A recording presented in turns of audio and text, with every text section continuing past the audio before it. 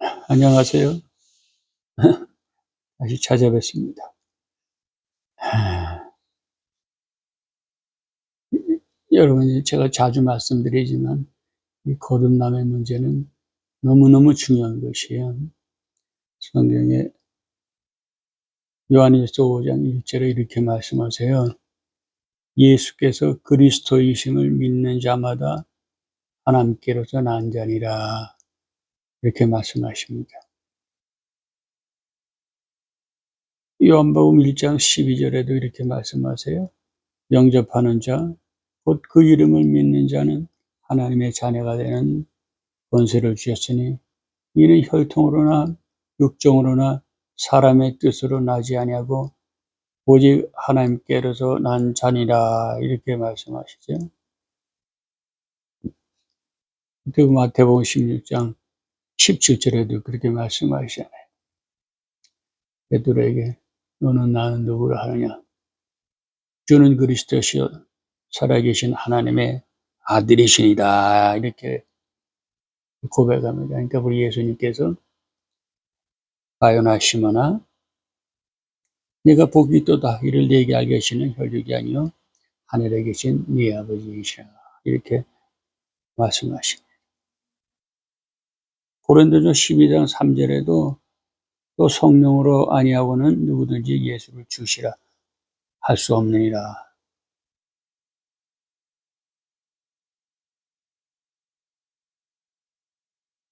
그럼 로마서 10장에도 이렇게 얘기하죠. 그 믿는 바를 시인하라는 것이.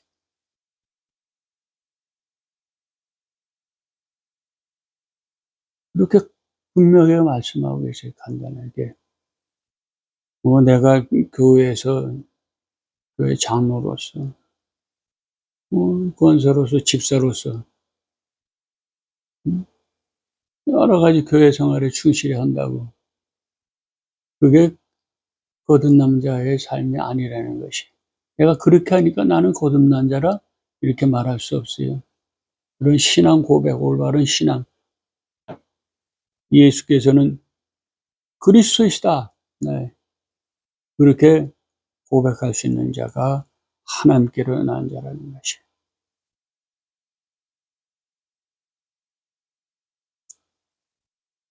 자주 신앙 고백을 하세요. 여러분들이 막 계속해서 신앙 소리 내서 신앙 고백하면요. 엄청난 은혜가 됩니다. 대기업들은 옛날에 보면요. 그 신입사원 훈련할 때 서울역 같은 그 큰 광장에 가가지고 한 30분간 큰 소리로 자기 소개하고 막 그런 훈련을 하세요. 그래서 자존감을 갖게 하고 자신감을 갖게 합니다.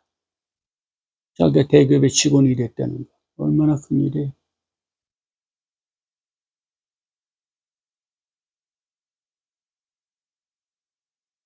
처음에는 작은 목소리 하다가 커집니다. 그게 막. 기도원에서도요, 제가 이제 저 옛날에 오살리 기도원인가, 아주 젊었을 때, 그래도 결혼하고 갈 때, 했을 때 갔었는데, 그게 이제 인도하시는 분이 하나님을 아버지라고 부를 수 있어야 된다는 거죠. 그러면서 아버지라고 크게 하나님을 그렇게 부르라고 그랬는데요. 소리가 안 나와요. 하나님, 내 아버지야. 이런 소리가 안 나오는 거예요. 그 인도하시는 분이 아버지, 막 쫓아가니까 그냥 막 소리가 터지면서 그냥 뭐 난리가 나는 거죠, 정말. 감격해서 그냥 막 눈물 흘리면서 아버지, 아버지 그렇게 소리를 치. 우리가 보통 전도할 때 예수 믿으세요. 보통 그렇게 하잖아. 옛날에 어떤 사람이 그 자기 교회 근처에 그 구멍가게 하시는 분이 있는데, 아니, 이렇게 가까이 교회가 있는데 교회를 안 나가셔요. 그러니까 그 가게 주인이 뭐라고 하는지 알아요? 너나 믿어라 이놈아 이래.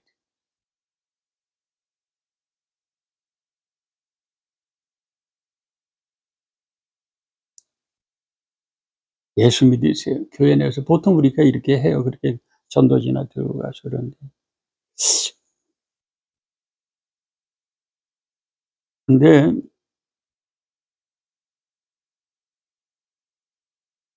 그 전도 아니잖아. 그죠? 무엇이 복음을 말하는 것이 전도가 돼야 되는데 예수님 믿으세요. 교회 나오세요. 그거 교회 활동이니까 그러니까 할 수는 있을 것이에요. 그런데 오늘 이 말씀에 예수님은 저와 여러분의 죄를 대신해 주시고 십자가에 주신 그리고 부활하신 우리의 구세해 주십니다. 이거를 얘기해야지. 그거 간단한 외침이에요. 간단한 외침이에요. 그걸 얘기해야 됩니다. 거기에 뭐 다른 걸 붙이려고 그러니까 어렵고 힘든 거예요. 메시지는 그거예요. 아주 간단한 거죠. 그걸 전해야 되는 거예요. 그게 빠지면은 전도가 아닌 거예요.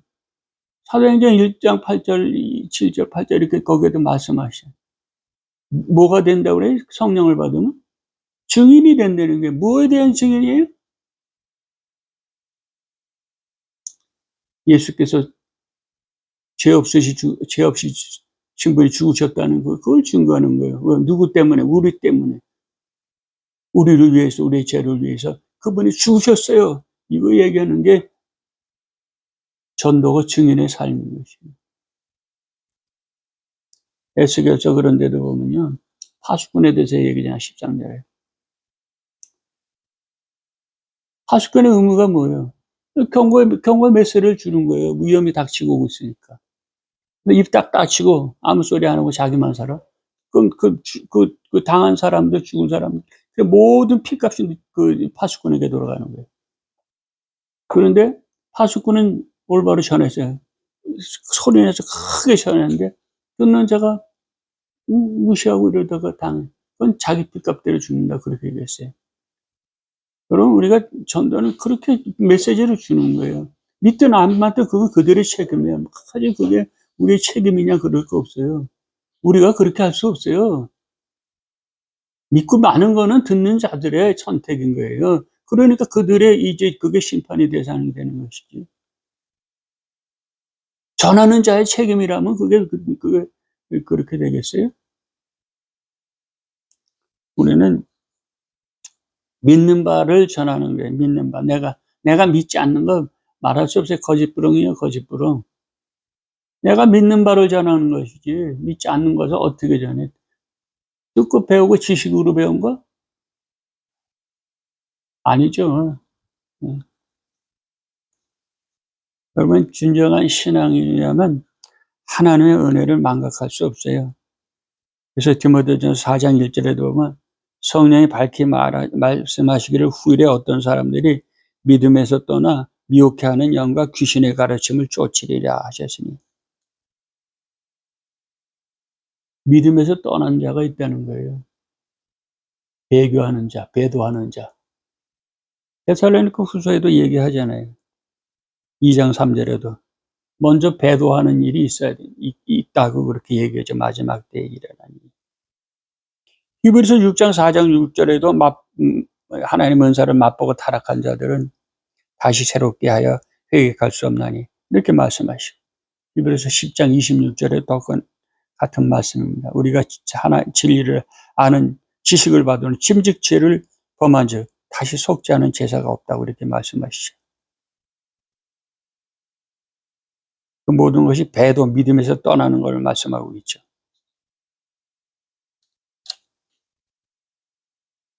거듭남 자의 즉각적인 변화가 있는데 그게 뭐냐면 성경의 말씀을 하나님의 말씀으로 믿게 된다는 것이 성령의 인도하심이죠. 성령의 역사하심서. 그렇게 성령이 말씀하신 성경 요한복음 14장 26절과 15장 26절에 그렇게 얘기해요.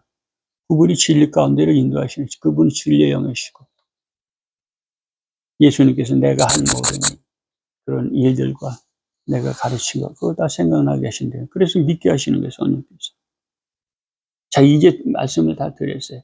여러분 거듭나셨어요? 거듭나셨죠? 그 교회사 봉사 뭐 이런 거 좀 못한다고 뭐 주눅들지 마세요. 거듭난 거는 별개의 문제 다른 것이에요.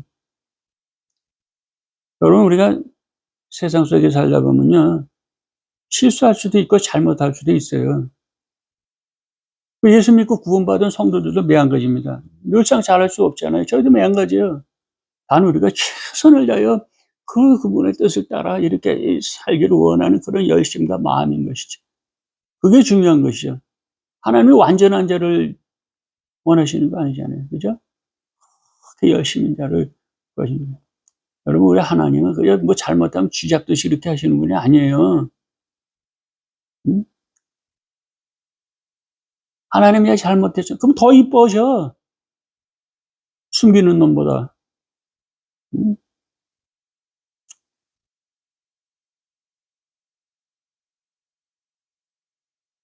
그런데 잘못할 수는 있어요. 근데 길이 우리가 용서해 주신다고 그래요. 자복하면은 요한일서 1장 9절에 자복하면은 응? 다 용서해 준대. 하나님이 용서하지 못하시는 그런 죄도 있어요. 회개하지 않는데. 회개 않는 죄를 어떻게 용서를 해?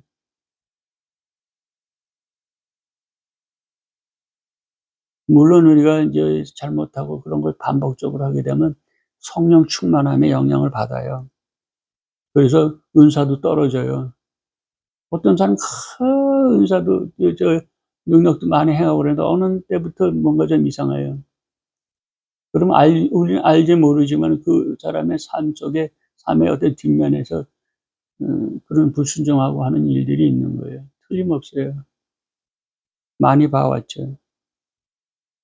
그런데 구원에 이르는 믿음에 대해서는 달라요. 그건 우리 잘못하고 전혀 상관이 없는 거예요. 믿음을 버리면 특히 은사를 맛보고 타락하는 경우에는 회복할 수 없다는 것이죠. 그럼 믿음은 나 믿어요. 이거 한순간이 아니에요. 믿음이라는 것은 끝까지 지속돼야 되는 걸 말하는 거예요. 끝까지 지속돼야 돼요. 마지막에 구원의 순간이에요.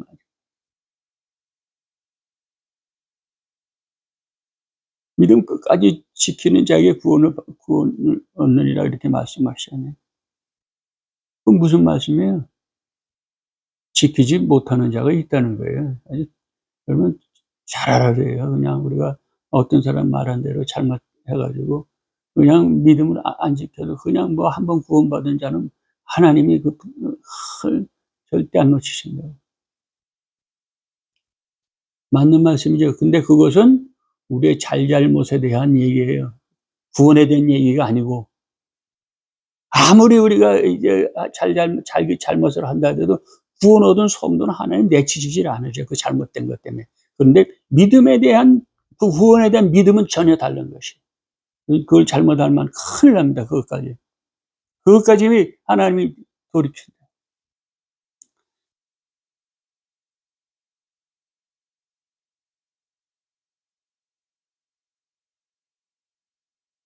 믿음은 끝까지 보존돼야 돼요. 지켜야 되는 것이. 막말로 인생 개판 치다가도 어? 예수님 우편에 달렸던 그런 죄인과 같이 그 순간에 돌아서면 그 구원 받아요. 구원 받는 거예요.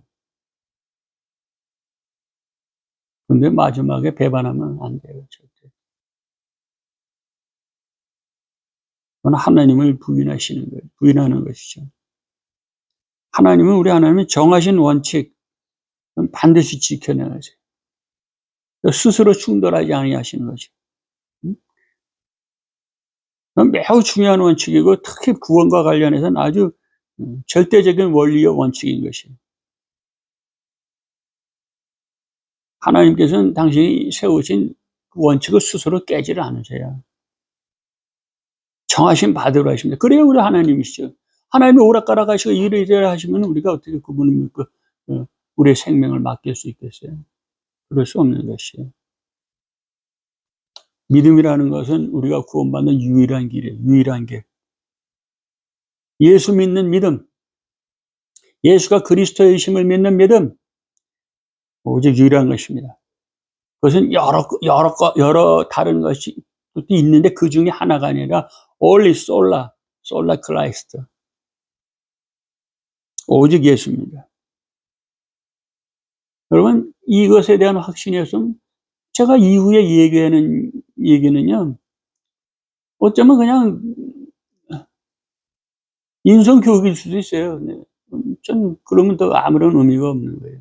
들을 이유가 없어요. 저는 생명에 대해서 말씀하고 있는 것이죠. 주는 그리스도시요 살아계신 하나님의 아들이시다. 이런 고백할 수 있는 당신은 거듭난 사람입니다. 이걸 믿고 그런 자존감을 가지고 담대하게 자신 있게 하루하루를 살아가셔야 돼요. 이걸 얘기해도 좋은지 모르겠네. 우리 큰딸이 집에서 이제 여기에다 이 거듭남에 대해서 쭉 말씀을 내가 얘기하니까 우리 딸이 이렇게 얘기하는 거예요. 아빠, 내가 교회에 크게 헌신한 것도 없고 겨우 애들 데리고 교회 출석하고 있고 여기는 애들 데리면 또 픽업해 가지고 가야 되잖아요. 그 예배 시간대가 안 맞으니까 어떻게 할 수가 없는 말이더라고요. 그리고 아이들과도 다른 예배드리니까 예배 끝나기 무섭게 아이들 데려가려고 가고. 내가 이랬는데 내가 신앙생활을 잘하고 있는지 정말 모르겠어요. 이렇게 말하더라고요.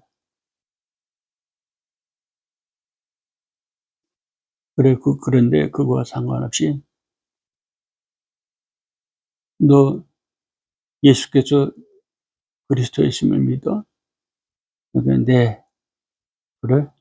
그럼 너는 하나님께 거듭난 자야. 하나님께 거듭난 하나님의 자녀이다. 내가 그렇게 얘기를 했어요. 그랬더니 몰라요. 우리 딸은 우리 딸의 얼굴을 봤으니까 그 순간 우리 딸 얼굴이 뭔가 이게 확 막혀 있던 것이 확 끌어지는 얼굴이 밝아지는 걸 제가 보고 느꼈어요. 무언가 눌려있던 그것으로부터 벗어나는 것, 그런 편안한 것을 보았어요. 아, 할렐루야, 감사합니다. 그렇습니다. 우리의 거듭남은 우리의 어떤 종교적 행위와는 상관없이 하나님의 은혜에 의해 주시는 은혜로 만나는 것이에요.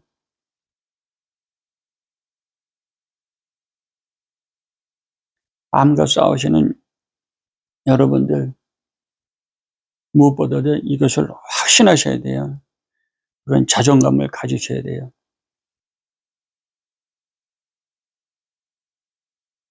따라하시길 바랍니다. 주는 그리스도이시요 살아계신 하나님의 아들이시니다. 아멘. 할렐루야. 다음 시간에 뵙겠습니다.